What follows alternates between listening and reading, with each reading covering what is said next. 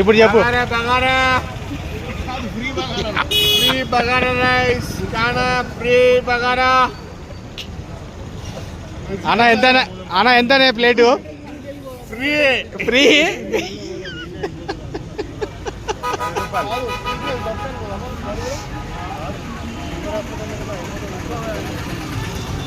తిన్నారా? ప్రసాదం పెట్టాలా? తిన్నారా? ప్రసాదం ప్రసాదం ప్రసాదం ప్రసాదం. రండి రండి రండి. రావాలి రావాలి. వచ్చిరి